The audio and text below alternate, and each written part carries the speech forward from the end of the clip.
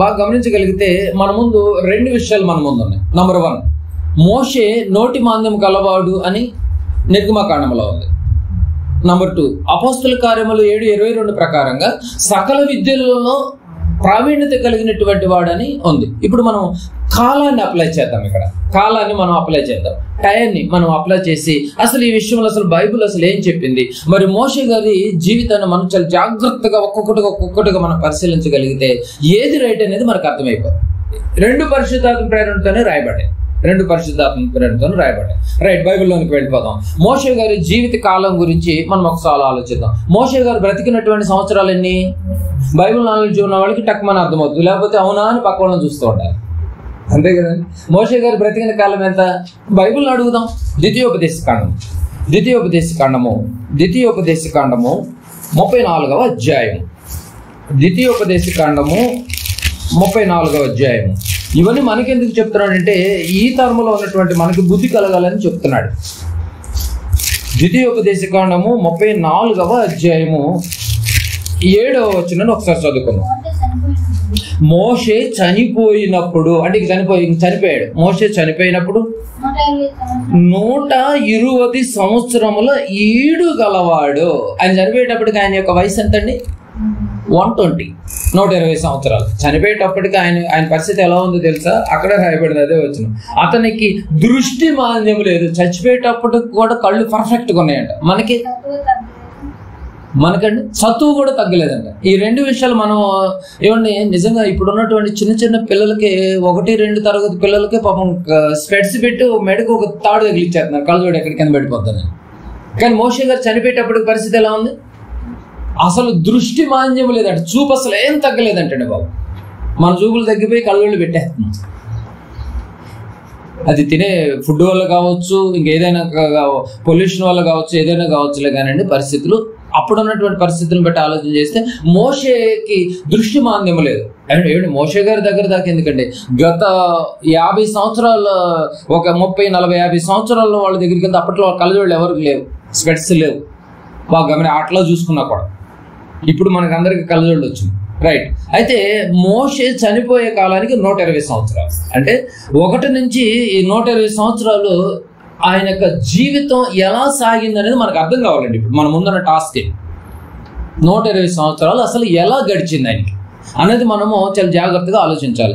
ఈ 120 సంవత్సరాలని ఏమండి 3 40లుగా మనము డివైడ్ చేద్దాం. ఎన్ని? 3 40. 40 40 40. 3 40 ఎంత? 40. కానీ 3 40లు ఈయన జీవితం ఒకలాగా లేదు. ఆలోచిద్దాం. అప్పటి కాలానికి ఆయనకి ఇచ్చిన ఆయుష్కాలం 120. మన కాలానికి 60-70 అన్నాడు. అధిక బలం ఉంటే 60-70 అంత సీన్ లేదు. కానీ పరిస్థితిలో ఇంకొంచెం ఉదిపోతే బెత్తడు అన్నాడు, ఆవిరి అన్నాడు.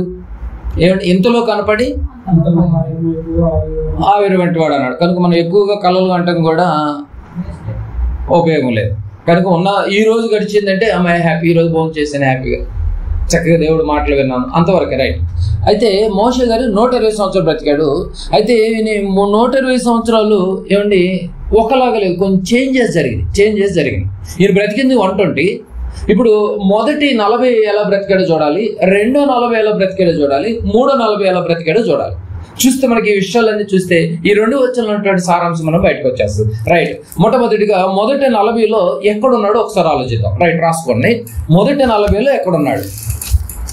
నిర్గమకాండము 4వ అధ్యాయం 10వ వచనం మరొకసారి చదువుకున్నాం. నిర్గమకాండము 4వ అధ్యాయము 10వ వచనం. మొదటి 40 చూస్తున్నాం. ఇప్పుడు మనం మొదటి 40లో చూస్తున్నాం. మనం మోషే గారికి దర్శనం వచ్చింది.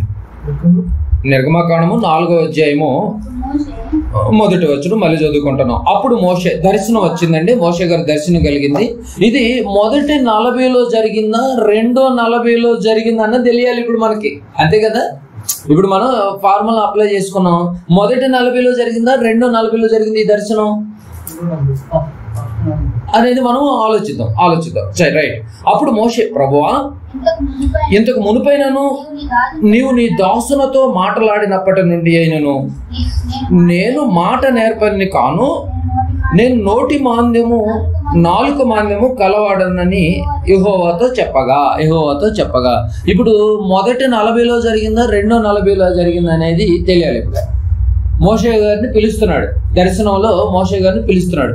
పిలిచే టయానికి ఏ 40లో ఉన్నాడు? ఇప్పుడు నత్తివాడిగా నోటి మాంద్యంగా ఏ 40లో ఉన్నాడు అన్నది మనకి ఇప్పుడు అర్థం కావాలి. ఇప్పుడు మనం ఆలోచిస్తున్నది మొదటి 40 రెండో 40 అన్నది మనకు అర్థం కావాలి అంటే అపోస్తుల కార్యములు 7వ అధ్యాయానికి రండి. అపోస్తుల కార్యములు 7వ అధ్యాయం, మొదటి 40లో ఆలోచిస్తున్నాం మనం. అపోస్తుల కార్యములు 7వ అధ్యాయం, అపోస్తుల కార్యములు 7వ అధ్యాయము 22 చదువుకుందాం ముందు. అపోస్తుల కార్యములు అర్థమైంది కదండి, ఒకటి రీసెర్చ్ చేస్తున్నాం మనం. అపోస్తుల కార్యములు 7వ అధ్యాయము 22వ వచనం. మోషే ఐగుప్తీయుల సకల విద్యలను అభ్యసించి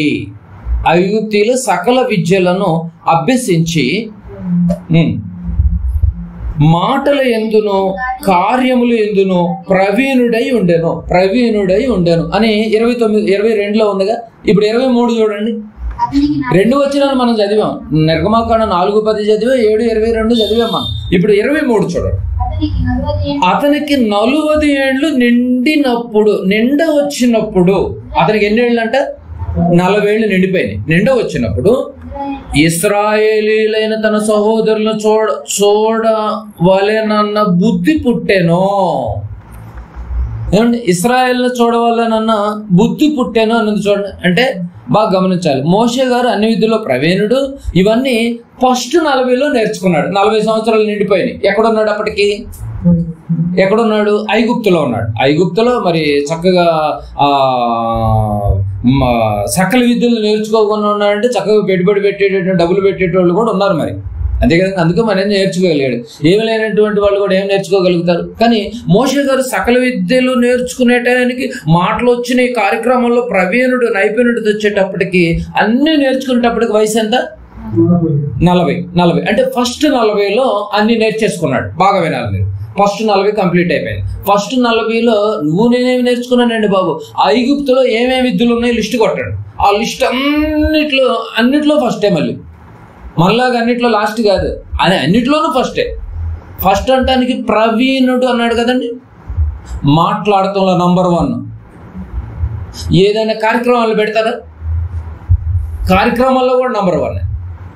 మనం ఏదైనా స్టేజ్ మీద బాబు ఏదైనా కాంప్లిమెంట్ లాగా ఏదైనా మాట్లాడినానంటే అవి మనకు అంత టాలెంట్ లేదండి కదండి. వెళ్ళిన వాళ్ళు నోరు తెరిచి చూస్తూ ఉంటాం కానీ తప్ప ఒక మాట కూడా మాట్లాడలేము. ఏదైనా ఇంకా స్క్రిప్ట్ వేయాలంటే కూడా కొంతమంది అంతా ప్రిపేర్ అయిపోయి స్క్రిప్ట్కి రెడీ అవుతారు. కరెక్ట్గా స్క్రిప్ట్ రోజు వాళ్ళకి జ్వరం వచ్చింది, మొత్తం కంపు అయిపోతుంది. అర్థమవుతుంది మీకు పాయింట్? ఏదైనా కార్యక్రమాల్లోనూ బలహీనమే, మాట్లాడాలన్న బలహీనమే. కానీ మోషే గారు ఫస్ట్ 40లో సకల విద్యలో ప్రవీణుడు సంపాదించాడు, కార్యక్రమాలు సంపాదించాడు. మొత్తం 40 కంప్లీట్ అయిపోయింది. ఇప్పుడు ఫస్ట్ 40లో ఎక్కడున్నాడు? ఐగుప్తులో ఉన్నాడు. మనకు ఒకటి అర్థమైంది. ఐగుప్తులో మొదటి 40లో ఆయన ఏం చేశాడు? ఆయన చేసిన వర్క్ ఏంటి? స్టడీలో పర్ఫెక్ట్ అయిపోయాడు. ఫస్ట్ 40 మనకు అర్థమైపోయింది. ఐగుప్తులో ఉన్నాడు. ఐగుప్తులో 40 సంవత్సరాలు సకల విద్యలో అన్ని సర్టిఫికెట్లు తీసి పక్కన పెట్టుకున్నాడు అండి చక్కగా. ఇక రెండో 40 మన ముందు ఉంది. రెండో 40లో చూద్దాం. 2:40 చూద్దాం. అపోస్తుల కార్యం 7లోనే ఉన్నాం కదా. 29 చూడండి. 29:30. మొదటి 40లో ఉన్నామంటానికి 23వ వచ్చిన మనకి క్లారిటీ వచ్చింది. రైట్. ఇప్పుడు 29 చదువుకుందాం. 29. మోషే ఆ మాట విని పారిపోయి, ఏ మాట విని? ఏదో ఆ మాట విని పారిపోయాడంట. ఏ మాట విని పారిపోయాడు? మోషే ఆ మాట విని పారిపోయి మిద్యాను దేశంలో పరదేశీ అయి ఉండి అక్కడ 2 కుమారులను కనెను. 2:40లో ఏదో జరుగుతుంది. 2:40లో ఏం జరుగుతుంది? ఆ మాట విని పారిపోయాడంట. ఏ మాట విని పారిపోయి మళ్ళీ ఎక్కడికో పోయి పెళ్లి చేసుకుని 2 బిడ్డలను కన్నాడంట. 2:40లో ఏ మాట విని? 28 కూడా చదువుకున్నాం. నీవు నన్ను ఐగుప్తుని చంపినట్లు నీవు నిన్న ఐగుప్తీయుని చంపినట్లు నన్ను దలచి ఉన్నావా అని అతన్ని త్రోసివేసెను. నిన్న ఐగుప్తులో ఒకరిని చంపావు, ఆ విషయం నాకు తెలిసింది అనంగానే అమ్మో నేను చంపిన విషయం ఎవరికో అర్థమైపోయింది అని చెప్పేసి ఆ మాట విని ఐగుప్తు నుండి పారిపోయి, అంటే 40 కంప్లీట్ అయిపోయింది ఐగుప్తులో, 240లో ఆ నుంచి పారిపోయాడు. మరి ఐగుప్తులో ఎట్లా చంపాడు? ఒకసారి ఇక్కడ ఒక చేయబెట్టండి, నిర్గమకాండంలోనికి మళ్ళీ ఒక రండి, ఇక్కడ ఒక చేయబెట్టి నిర్గమకాండంలోనికి రండి. ఆ మాట విని అన్నాడు కదా, మనకి ఏ మాట వింటే మాకు ఎందుకని అంటారా? అదే రీసెర్చ్ అండి, అంతే కదా. నిర్గమకాండము 2వ అధ్యాయం 11-12 వచనాలు చూడండి, ఎందుకంటే అది కూడా మనకు తెలియాలి. మనకి ఎందుకంటే పూర్తి కూలంకుషంగా మనకి విషయాలు తెలియదు అనుకో మనం ఏం మాట్లాడగలుగుతామండి. నిర్గమకాండము 2వ అధ్యాయము 11-12 వచనాలమ్మా, 11-12 వచనాలు చదువుకో. ఆ దినములలో మోషే పెద్దవాడై తన జనుల యొద్దకు పోయి వారి భారములను చూశాను. అప్పుడు అతడు తన జనులలో ఒక హెబ్రీయుని ఒక ఐగుప్తుడు కొట్టగా చూశాడంట. ఇదేంటి, మోషే గారు హెబ్రీయుని ఇప్పుడు ఎవరు కొడుతున్నారు? ఐగుప్తుడు కొట్టగా చూశాడంట. మంచి నంబర్ 1, మంచి యవనంలో ఉన్నాడు కదండి. కొట్టగా చూశాను. అప్పుడు అతడు తన జనులలో ఒక హెబ్రీని ఒక ఐగుప్తుడు కొట్టగా చూశాను. 12వ వచనం. అతడు ఇటు అటు తిరిగి చూచి ఎవడునూ లేకపోగా ఆ ఐగుప్తీయుని చంపి ఇసుకలో వాడిని కప్పెట్టేశాడంట. అప్పటికప్పుడే ఏం చేశాడండి ఐగుప్తులో? ఫస్ట్ 40లో జరిగింది ఇది. ఫస్ట్ 40లో ఏం జరిగింది? విద్యులు నేర్చుకుంటున్నాడు, మంచి బలంగా ఉన్నాడు, యవనంగా ఉన్నాడు, హెబ్రీయుడు కదండి మోషే గారు. ఐగుప్తుడు వచ్చి హెబ్రీయుడిని కొట్టంగానే బీపీ తారాస్థాయికి వెళ్ళిపోయింది కోపం.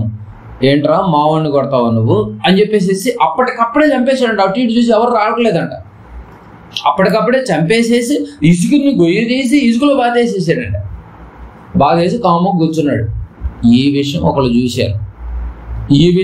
చూశారు. అక్కడ ఉంది చూడండి, పాతి పెట్టాను 13వ వచనం. మరునాడు అతడు బయటికి నడిచి వెళ్ళుచుండగా హెబ్రీయులైన మనుషులిద్దరు పోట్లాడుచుండిరి. ఇప్పుడు హెబ్రీయులు పోట్లాడుకుంటున్నారు, అక్కడ పోట్లాడుచుండిరి. అప్పుడు అతడు అన్యాయం చేసిన వానిని చూచి నీవేళ వాణ్ణి కొట్టుచున్నావని అడుగగా అతడు మా మీద నిన్ను అధికారిగాను తీర్పుగాను నియమించిన వాడెవడు? నీవు ఆ ఐగుప్తుని చంపినట్లు నన్ను చంపవలను అనుకొనుచున్నావా నేను. అందుకు మోషే నిశ్చయముగా ఆ సంగతి బయటపడినని భయపడాను. అమ్మో నేను మర్డర్ చేసిన సంగతి తెలిసిపోయింది అని చెప్పేసి ఫస్ట్ 40లో ఉన్నాడు. అప్పుడు ఫస్ట్ 40లో మర్డర్ చేశాడు. ఇక 240లో అక్కడి నుంచి పారిపోయాడు. ఇక 240లో అక్కడి నుంచి పారిపోయి ఇప్పుడు మళ్ళీ 7:29కి వచ్చేయండి. 7:29 అపొస్తలుల కార్యములు 7:29 వచనం. మోషే ఆ మాట విని, ఏ మాట? నిన్న ఒకళ్ళు నువ్వు చంపేవని 2వ రోజు మాట్లాడాడు చూసారా, ఆ మాట విని పారిపోయి మిద్యాను దేశంలో పరదేశి ఉండెను. అక్కడ 2 కుమారులను కనెను. అంటే పారిపోయి మిద్యా దేశానికి పారిపోయాడు మోషే. అంటే అక్కడ మిద్యాన్లో ఎవరున్నారు? అక్కడ పోయి మ్యారేజ్ చేసుకుని అక్కడ వాళ్ళ మామ ఉన్నాడు, చిత్రో వాళ్ళ మామ ఉన్నాడు కదండి. వాళ్ళ మామ దగ్గర గొర్రెలు గాయటానికి డ్యూటీ ఎక్కాడు. సెకండ్ 40లో 240లో ఏమండి, ఇగో మామ మందను కాచుకుంటూ అక్కడే ఉండిపోయాడు. మిద్యానారణ్యంలో గొర్రెలు కాసుకుంటూ ఉంటున్నాడు. 40 సంవత్సరాలు గొర్రెలు మేపుతూనే ఉన్నాడండి. బాగా వినాలి మీరు పాయింట్ ఇక్కడ. ఫస్ట్ 40లో నంబర్ 1గా తయారయ్యాడు సకల విద్యల్లో. 240లో ఏం జరిగిందంటే ఎక్కడికి వెళ్ళిపోయాడు? పారిపోయి అరణ్యానికి వెళ్ళిపోయాడు. మిద్యానారణ్యంలో గొర్రెలు కాచుకుంటూ ఉన్నాడు. ఏమండి, గొర్రెలు మేపుతూ ఉన్నాడు. ఏమండి, ఎవరితోనూ మాట్లాడటానికి లేదు ఇక. ఏమండి, గొర్రెలు కాసుకునే వాళ్ళు జనాల్లో ఉంటారు ఏంటి? అరణ్యంలో ఉంటారు. అరణ్యంలో ఎవరితో మాట్లాడతారు? ఎటు చూసినా అరణ్యమే కదండి. మనుషులు తిరగనటువంటి ప్లేస్ అది అరణ్యం కదా. ఎటు చూసినా మాట్లాడటానికి మనుషులు ఎవరు లేరు. గొర్రెలతో మాట్లాడుకుంటే తప్ప ఆడు భాష, ఆడు లాంగ్వేజ్ అర్థమవుతుంది. కానీ గొర్రెల లాంగ్వేజ్ మనిషికి ఏం అర్థమవుతుంది? అందుకని మోషే 40 సంవత్సరాలు సైలెంట్ అయిపోయాడు, మాట్లాడటం లేదు, ఎవరితోనూ మాట్లాడటం లేదు. 40 సంవత్సరాలు ఈ మాట్లాడిపోయే టయానికి ఆ మాట్లాడిపోయేసరికి 4 మందం వేసిపోయింది. అర్థమైంది మీకు పాయింట్? ఇప్పుడు నిర్గమాకాండం 4:10 జరిగిన సందర్భం 2:40 జరిగింది. ఫస్ట్ 40 ఐగుప్తులో అబ్బో నంబర్ 1గా వెతికాడు, సకల విద్యలో ప్రవీణుడు. 2:40 అరణ్యంలో అయిపోయాడు. ఏమండి, మాట మందగించిపోయింది. ఆ 40 కంప్లీట్ అయిపోయింది. 2:40 కంప్లీట్ అయిపోయింది. ఎక్కడ కంప్లీట్ అయింది? మిద్యాను అరణ్యంలో కంప్లీట్ అయిపోయింది. మామ మందిని చెడు గొర్రెలు కాసుకొని ఆయన నా కుమార్తెను చేసుకున్నాడు, శుభ్రంగా బిడ్డలను కన్నాడు, హ్యాపీగా అరణ్యంలో గడిపేస్తున్నాడు. చక్కగా జోలు కట్టుకుంటున్నాడు, స్నానాలు సరిగా లేవు, మాట్లాడటం లేదు, తిండి సరిగా లేదు, అరణ్యంలోనే పడి అలా 40 సంవత్సరాలు వేస్ట్ అయిపోయిందండి బాబు. 40 కంప్లీట్ అయిపోయింది. 2:40 కూడా. 2:40 కంప్లీట్ అయినప్పుడు వచ్చాడు ఇప్పుడు దేవుడు మోషే గారి దగ్గరికి. వచ్చి మోషే అలాంటి టైంలో వచ్చి అడుగుతున్నాడు మోషేని. ఏం నిర్గమాకాండం చదవండి. ఇప్పుడు మీకు అర్థమవుతుంది. నిర్గమాకాండము 4వ అధ్యాయము 10వ వచనంలో ఇప్పుడు మీకు 4:10 ఇప్పుడు అర్థమవుతుందండి మీకు పాయింట్. 2:40 వచ్చాడు ఇప్పుడు యేసు ప్రభువు వారు. 2:40 కంప్లీట్ అయిపోయింది. నిర్గమకాండము 4వ అధ్యాయము 10వ వచనం ఇప్పుడు మీరు చూడండి, అర్థమైపోవాలి మీకు పాయింట్. 4:10. అప్పుడు మోషే, ప్రభువా, ఇంతకు మునుపైనను నీ దాసునితో మాట్లాడినప్పుడైనను నేను మాట నేర్పని కాను, నోటి మాంద్యము నాలుక మాంద్యము కలవాడనని యెహోవాతో చెప్పగా, అప్పుడు యెహోవా అంటున్నాడు, ఇగో మానవునకు నోరిచ్చిన వాడెవడు? మోగవానికే గాని, చెవిడికి వాడికే గాని, దృష్టి గలవానికినే గాని, గుడ్డి వానికినే గాని, ఏమండి వానికే గాని పుట్టించిన వాడు ఎవడు? యెహోవా అయినటువంటి నేనే కదా. కాబట్టి వెళ్ళు. ఇప్పుడు ఎక్కడికి వెళ్ళమంటున్నాడు? 2:40 కంప్లీట్ అయిన తర్వాత ఐగుప్తుకి వెళ్ళమంటున్నాడు. ఎవరున్నారు అక్కడ? 430 సంవత్సరాలు కటిక బానిసత్వం అనుభవిస్తున్నారు ఇశ్రాయేలు. వాళ్ళను రప్పించడానికి నిన్ను నేను పుట్టిస్తే నువ్వు వచ్చేసేసి అరణ్యంలో 40 సంవత్సరాలు వృధా చేస్తావా? ఆ 40 సంవత్సరాల్లో ఏమండి ఎవరితో మాట్లాడలేక ఆలోచన మొత్తం అయిపోయి నాలుక మందగించిందంట, నాలుక తడబెట్టిపోతుందంట. అర్థమవుతుందండి? ఏదైనా అంతేనండి బాబు. మీరు దానికి ఏదైనా ప్రాక్టీస్ అనేది ఉండాలండి. ఏది ప్రాక్టీస్ లేకపోతే అంతే డెడ్ అయిపోద్ది అది.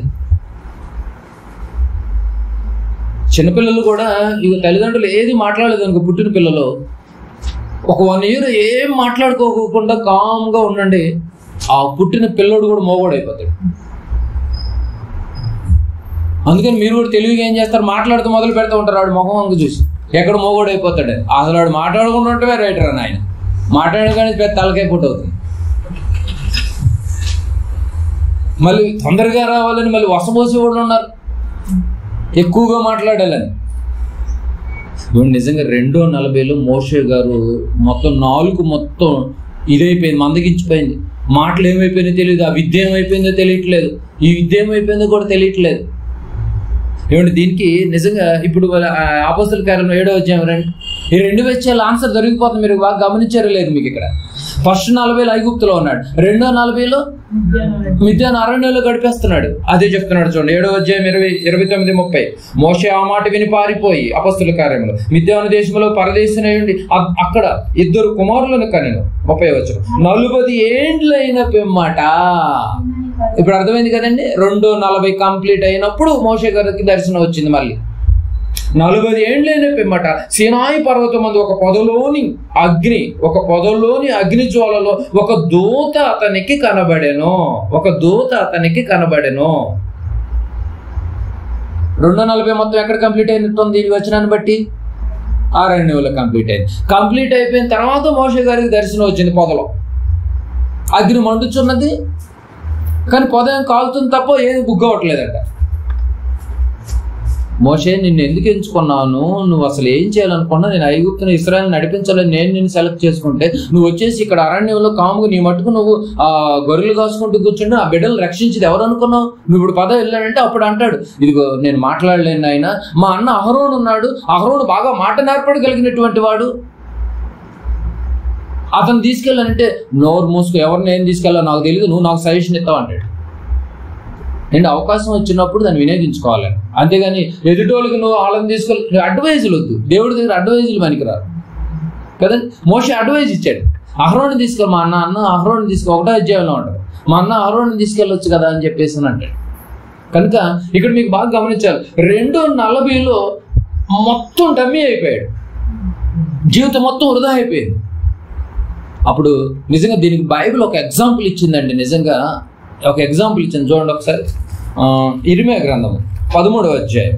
ఇర్మియా గ్రంథము 13వ అధ్యాయం. ఇవన్నీ మనకి ఇచ్చినటువంటి ఆయుష్ కాలంలో ఎక్కడైనా వృధా అవుతుందేమో, మోషే గారి లాగా వృధా అయిపోతుందేమో ఇంతకాలం నేర్చుకున్నటువంటి విధానాన్ని బట్టి కదండి. ఇర్మియా గ్రంథము 13వ అధ్యాయము ఒకసారి మీరు బాగా చూడాలి. మీరు ఇర్మియా గ్రంథము 13వ అధ్యాయం, మనం కూడా ఎంతో కాలం నుంచి వాక్యాన్ని నేర్చుకుంటున్నాం కదండి. ఇర్మియా గ్రంథము 13వ అధ్యాయము 1 నుంచి నేను చదువుతాను, ఎక్కువ చాలా జాగ్రత్తగా వినండి. ఒక ఎగ్జాంపుల్, ఒక సందర్భాన్ని గుర్తు చేసి మనకు ఒక బుద్ధి నేర్పాలని చూస్తున్నాడు. చూడండి, ఇర్మియా గారికి ఎదురైంది ఈ సందర్భం. యెహోవా నాతో ఇలాగ చెప్పాను. ఎవరితో? ఇర్మియా గారితో. బాగా వినాలి మీరు. నీవు వెట్టి అవిసెనార నడికట్టుకొని నీ నడుమును దాన్ని కట్టుకొనము. ఏమంటే అవిసెనారతో కొని నడికట్టు కట్టుకో, నీళ్ళలో దాన్ని వేయొద్దు. కావున యెహోవా మాట చొప్పున నేను నడికట్టు ఒకటి కొని నడుముకు కట్టుకుంటుంది. అర్థమవుతుంది కదండి. నేను చెప్పినట్టు చేయి అన్నాడు ఇర్మియా గారు. అప్పటికే కొంచెం దారి మళ్ళాడు అక్కడ, రైట్. 2వ మారు యెహోవా వాక్కు నాకు ప్రత్యక్షమై, నీవు కొని నడుముకు కట్టుకొనినటువంటి నడికట్టును తీసుకొని, ఇప్పుడు నడుము కట్టావు కదా, ఇప్పుడు ఓడయ్యి అన్నాడు, చేత్తో పట్టుకో అన్నాడు. రైట్, పట్టుకున్నాను.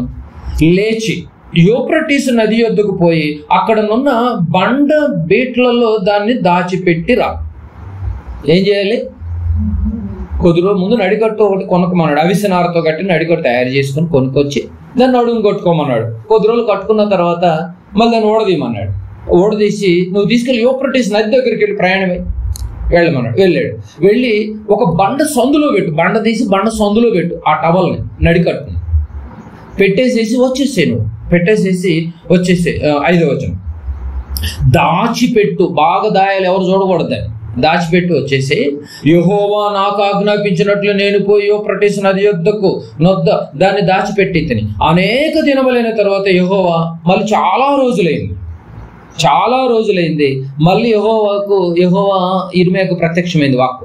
చాలా రోజులైన తర్వాత లేచి యూఫ్రటీసు నది యొద్దకు పోయి, నేను అక్కడ దాచిపెట్టమని చెప్పాను కదా, నీకు ఆజ్ఞాపించిన నడికట్టును అక్కడి నుంచి తీసుకున్నామని నాతో చెప్పగా బయలుదేరాడు. మళ్ళీ యూఫ్రటీసు నదికి బయలుదేరి ఎక్కడైతే దాచిపెట్టాడో చాలా రోజులైందంట, దాచిపెట్టిందా తీసుకుని రమ్మన్నాడు. తీసుకుని రావడానికి వెళ్ళాడు. 7వ వచనం చూడండి బాగా. నేను యూఫ్రటీసు నది యొద్దకు పోయి తవ్వి ఆ నడికట్టును దాచిపెట్టిన చోట నుండి దాన్ని తీసుకొంటేనే నేను దానిని చూడగా ఆ నడికట్టు చెడిపోయి ఉండెను. ఏమర్థం అవుతుంది? ఎగ్జాంపుల్, నడుము కొన్నంత వరకు అది బాగానే ఉంటది, వాడేంత వరకు బాగానే ఉంటది. అది నోరైనా, హృదయమైనా, ఏదైనా వస్తువులైనా, ఏమండి ఏదైనా కానీ ఆలోచన అయినా జ్ఞానాన్నైనా పదును పెట్టేంత వరకు బాగానే ఉంటుంది. ఏ రోజైతే ఆ నడికట్టును తీసిన వాడకుండా పక్కన పెట్టావో అనేక దినాలైన తర్వాత అది తీసుకుంటే ఏమైపోద్దట? పాడైపోద్ది. అర్థమవుతుంది మీకు పాయింట్? ఇంత వాక్యాన్ని నేర్చుకున్నటువంటి మనము కూడా ఏమండి ఆ ఇచ్చినటువంటి వాక్యాన్ని బట్టి మనం బ్రతికే విషయమైనా, ఆ యొక్క మాటలను మనము అనేక మందికి తెలియజేసే విషయములైనా కూడా నువ్వు దాన్ని అప్లై చేయకపోతే, ప్రాక్టీస్ చేయకపోతే, లాస్ట్కి నువ్వు నేర్చుకున్నది ఏమైపోతే వెనక్కి తిరిగి చూస్తే ఏముండదంట. మీకు ఎన్నోసార్లు చెప్పాను, ఆయన నేర్చుకోండి, మాట్లాడండి.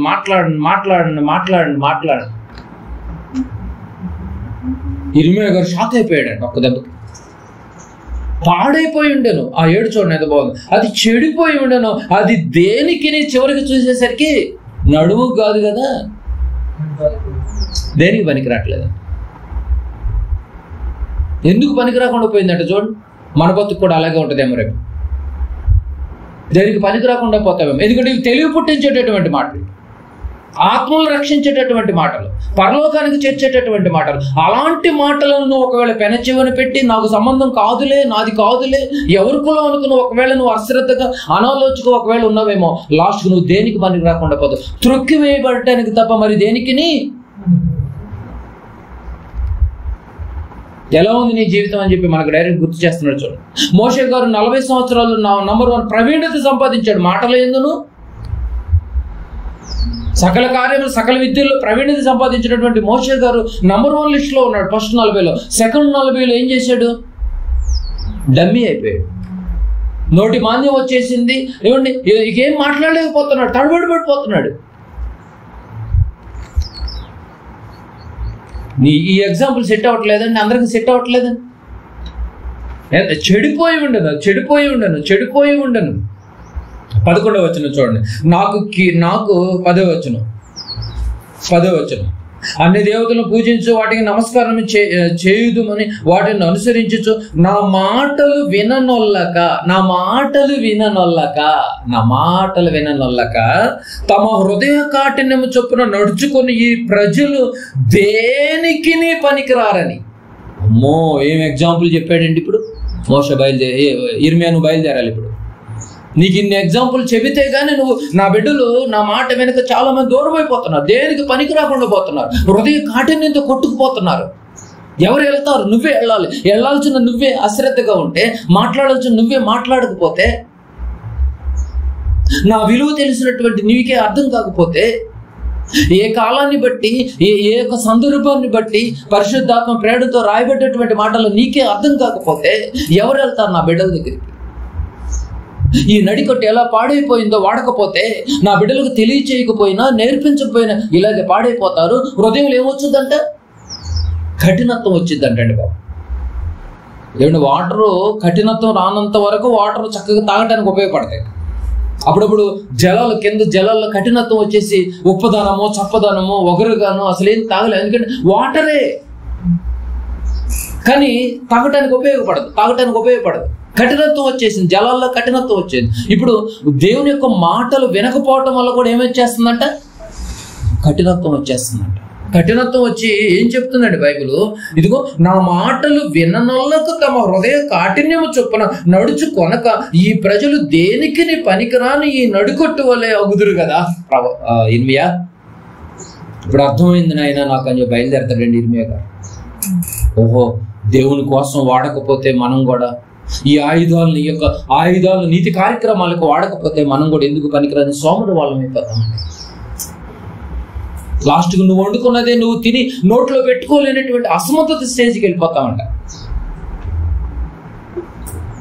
ఎంత గొప్ప మాటలు చూసారు.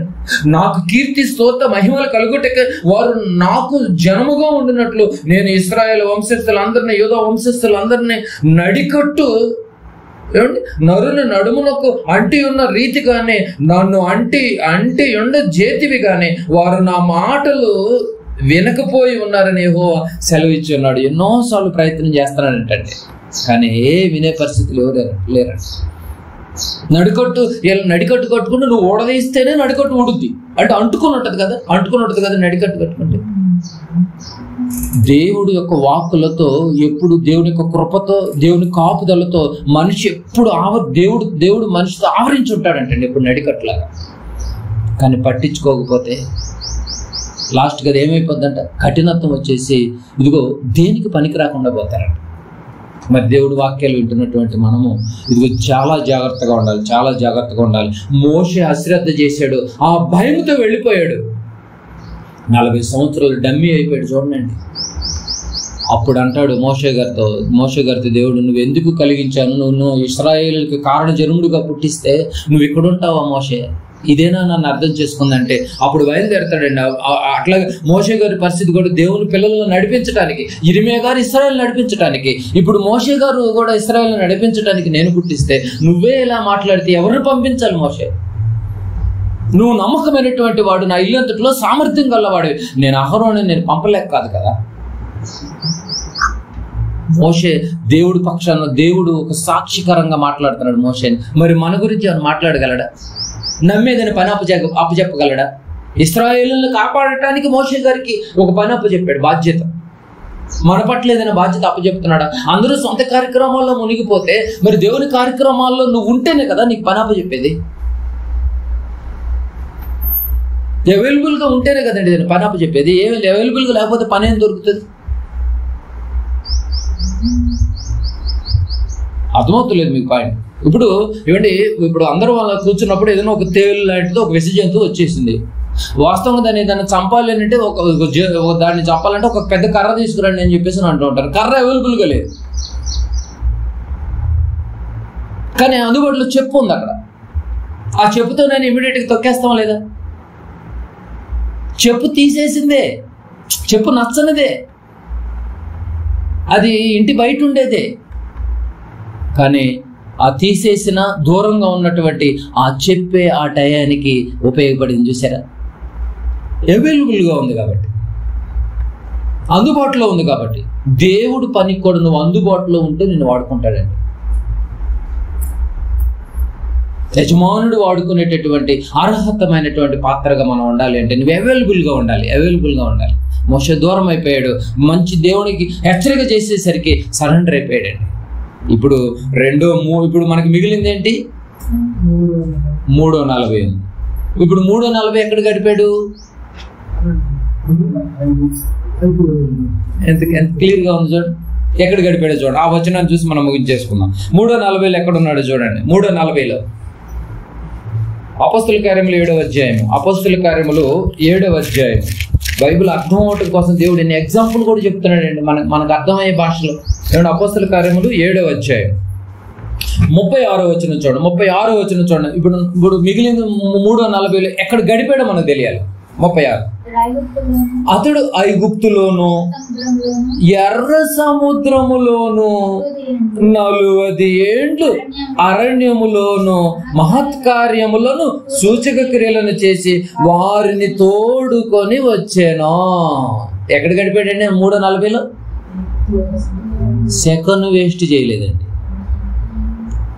ఆయనకు అర్థమైపోయింది. ఫస్ట్ 40, 2:40 80 సంవత్సరాలు నేను ఎంతో వృధా చేశాను.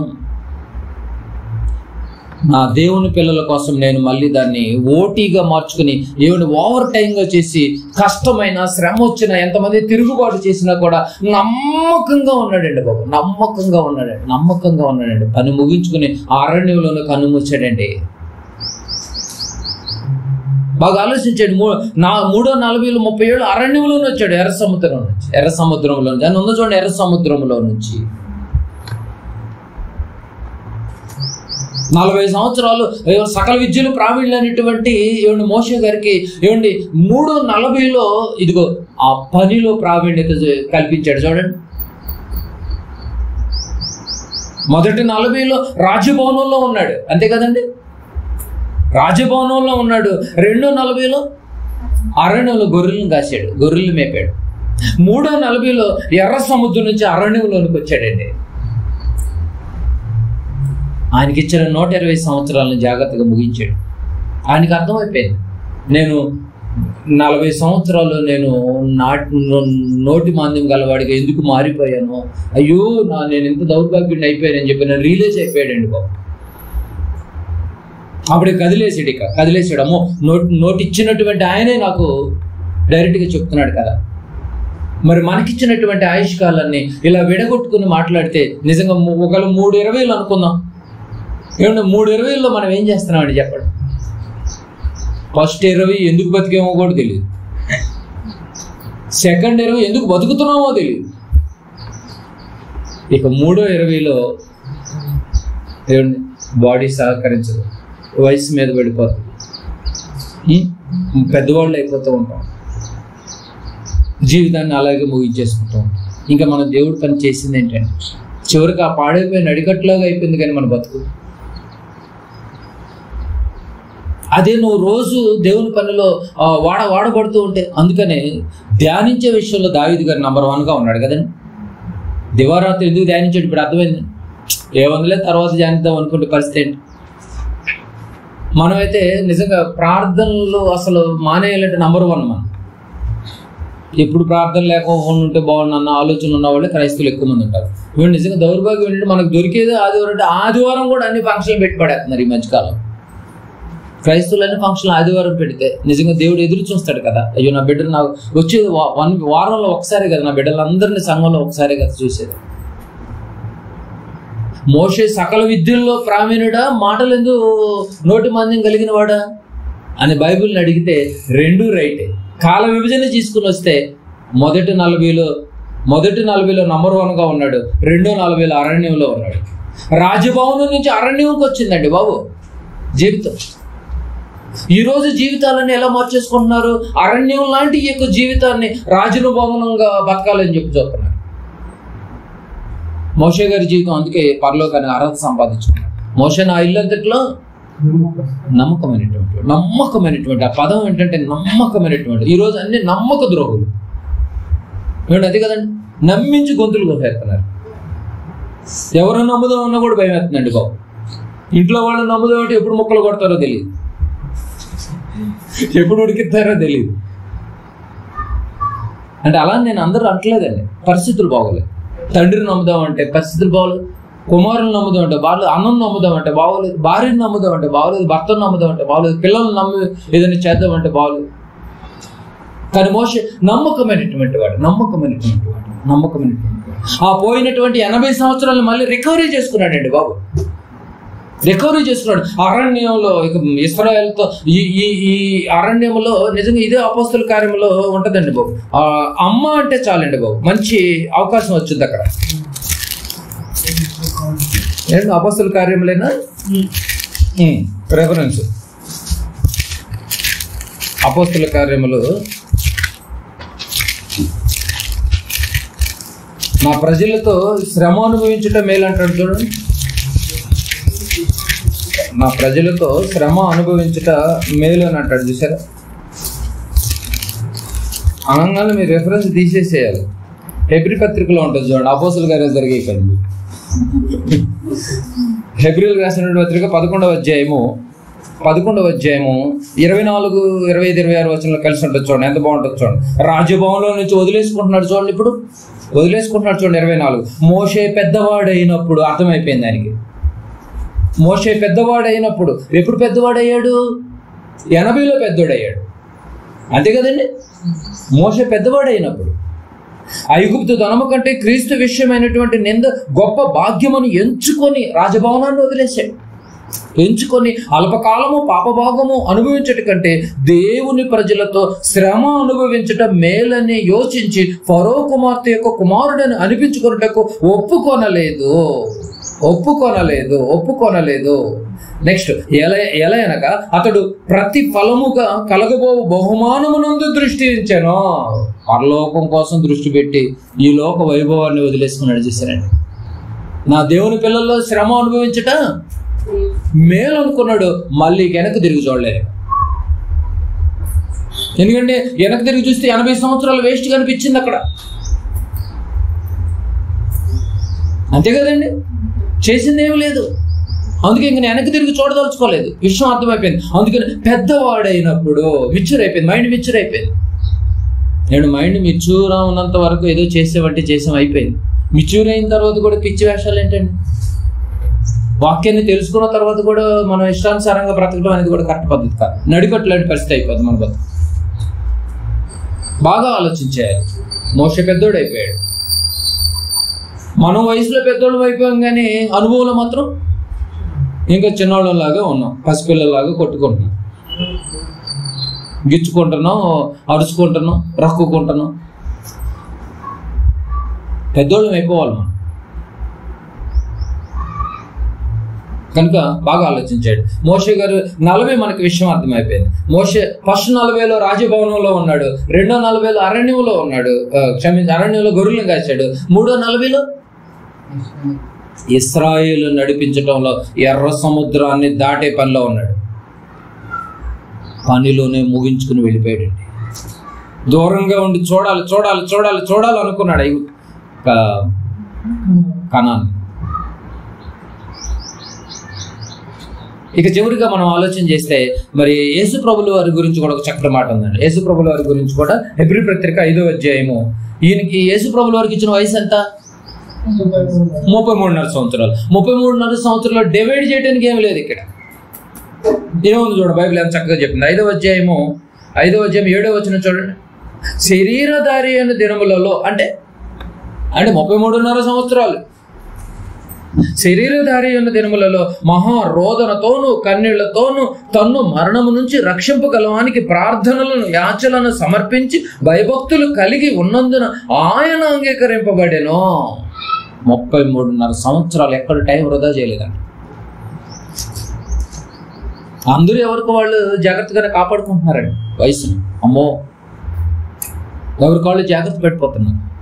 మరి మనకిచ్చినటువంటి వయసుని దేవుడు నమ్ముకోండి నాయన అని చెప్తే, ఓ ఇంకా వయసు ఉంది కదండి అప్పుడే ఎందుకు అంటున్నారు. దేవుని పిలుపు రావాలి కదండి అని అంటున్నా. వచ్చింది పిలుపు. ఏ పిలుపు? చావు పిలుపు వచ్చి గంట కొట్టుది ఒకరోజు అర్థవంతంగా. ఆ పిలుపు వచ్చిన తర్వాత ఏం చేయలేం. కనుక బాగా ఆలోచించాలి. యేసు ప్రభు వారు 33.5 సంవత్సరాలు దేవుని కోసం యాచనలు ప్రార్థనలు అన్ని అనుభవించిన తర్వాతే యాక్సెప్టబుల్ అయ్యాడండి పరలోకానికి.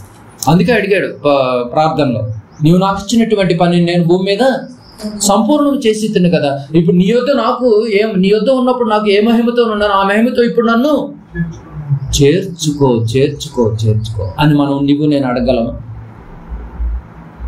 పని చేసిన వాడే అర్హుడు. ప్రభుల వారు పని చేశాడు, పరలోకాన్ని అడుగుతున్నాడు. మోషే గారు పని చేశాడు, ఇల్లంతట్లో నమ్మకంగా ఉన్నాడు, పరలోకానికి అర్హత సంపాదించాడు.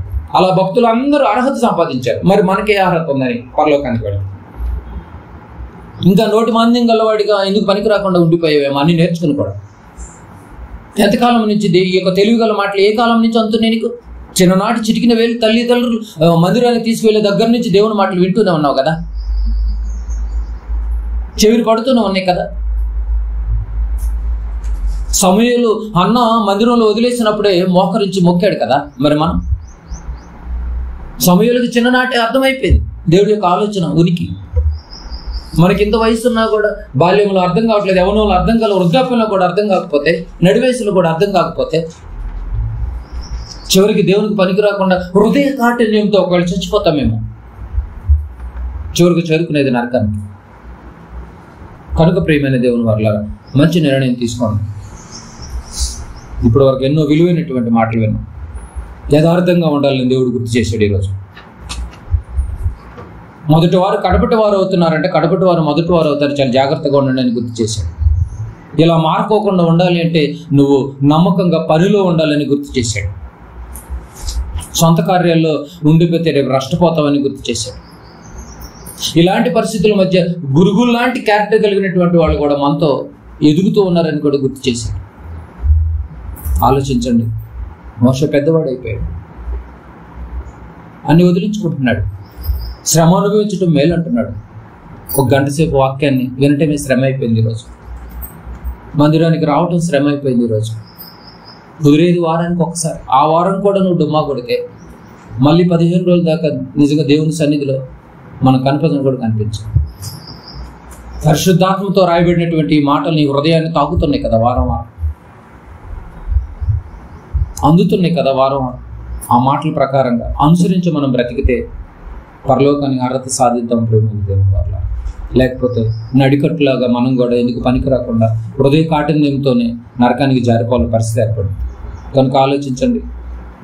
ఒక విషయాన్ని మనం ఈరోజు ఆలోచించగలుగుతాం. మోషే నోటి మాంద్యం గలవాడా లేక సకల విద్యలో ప్రావీణ్యత కలిగినటువంటి వాడా? అది ఏ కాలాన్ని బట్టి ఎలా ఉందో అనేది మొత్తం చక్కగా బైబిల్ ప్రకారంగానే మనం ఆలోచించగలుగుతాం. ఇప్పుడు ఇవన్నీ మనకెందుకు చెప్తాడంటే మనకిచ్చినటువంటి ఆయుష్కాలాన్ని ముందు పెట్టాడు. నీ యొక్క ఇచ్చినటువంటి ఆయుష్కాలాన్ని, బాల్యాన్ని విడగొట్టుకో, ఎంతవరకు న్యాయం చేసావు బాల్యానికి. యవనాన్ని విడగొట్టుకో, యవనంలో నువ్వు ఎంత కాడి మోసావు. ఇదిగో నడి వయసులో నువ్వేం చేస్తున్నావు. ఇదిగో వృద్ధాప్య దశ వస్తుంది, నువ్వేం చేస్తున్నావు. దుర్దినాలు రాకముందే సృష్టికర్తని సుమడు ఇప్పుడైనా మించిపోయింది లేదు. ఒకవేళ కడపటి స్థితికి వెళ్ళిపోయావేమో, మొదటి స్థితిలోనికి రా. మొదటి స్థితిలో ఒకవేళ నువ్వు ఉన్నావేమో, కడప స్థితికి వెళ్ళకోకుండా జాగ్రత్తగా వాక్యానుసారంగా బ్రతకండి. ఆలోచించండి. ప్రభుల వారు 33.5 సంవత్సరాలు దేవుడి కోసం, తండ్రి కోసం జాగ్రత్తగా బ్రతికి ఈరోజు పరలోకంలో తండ్రి కుడిపార్శ్వమున కూర్చోగలిగాడు దేవుని యొక్క సహాయంతో. మనం కూడా ఆ తండ్రి సహాయంతో కుమారుని యొక్క త్యాగాన్ని గుర్తు చేసుకుని జాగ్రత్తగా బ్రతుకుతూ బ్రతికిస్తూ అనేక మందిని దేవునిలోనికి నడిపిద్దాం. ప్రభు రాకడకు సిద్ధపడదాం. కళ్ళు మూసుకొని ప్రార్థన చేసుకున్నాం. దయగలిగినటువంటి మా కన్న తండ్రి, మీ పాదాలు కొందనాలు చెల్లించుకున్నాం తండ్రి. ఇంత మంచి మాటలు, విలువ కలిగినటువంటి మాటలు, తెలివి పుట్టించేటటువంటి మాటలు, మా ఆత్మలను రక్షించేటటువంటి శక్తి గల మాటలు ధ్యానించడానికి మీరు మాకు ఇచ్చినటువంటి సమయానికి వందనాలు చెల్లించుకుంటున్నాం తండ్రి. యథార్థతను కోల్పోయి మీకు దూరమైనటువంటి వారిలో చాలామంది ఉన్నారు.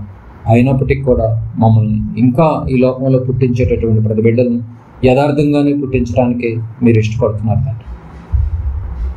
అనేక తంత్రాలను కల్పించుకొని యథార్థతను పోగొట్టుకుంటున్నాం. అయినప్పటికీ మీ ప్రియకుమారుని లోకానికి పంపించి మళ్ళీ పోయినటువంటి యథార్థతను మళ్ళీ మాకు ఆ యొక్క కడగబడినటువంటి రక్తము ద్వారా, అమూల్యమైనటువంటి ఆ యొక్క రక్తము ద్వారా మమ్మల్ని మార్చినందుకు వందనాలు చెల్లించుకుంటున్నాం తండ్రి. ఒక మోషే గారినైనా ఏ రీతిగానైనా పెద్దవాడైనటువంటి మాటలు ఏ రీతిగా మాట్లాడుతున్నాడు, ఆ యొక్క అరణ్యములో ఎందుకు వాడక మాట్లాడక నోటి మాంద్యంతో వెళ్ళిపోయినటువంటి ఉదాహరణ మాకు ఇర్మియా గారి ద్వారా, నడికట్టు ద్వారా కూడా తెలియజేశారు తండ్రి. నిజంగా మాకు అందినటువంటి యొక్క వాక్యాన్ని మేము వాడక అర్థం చేసుకోకుండా పెడచెవును పెడితే ఒకవేళ మేము కూడా కఠినత్వపు పరిస్థితుల్లోనికి మేము హృదయం జారిపోతుందేమో నాయన. ఎందుకంటే ఘోరమైనటువంటి వ్యాధి కలిగినటువంటి యొక్క హృదయాన్ని మేము భద్రపరచుకోవడానికి మీ వాక్యం ఎంతైనా మాకు అవసరం తండ్రి.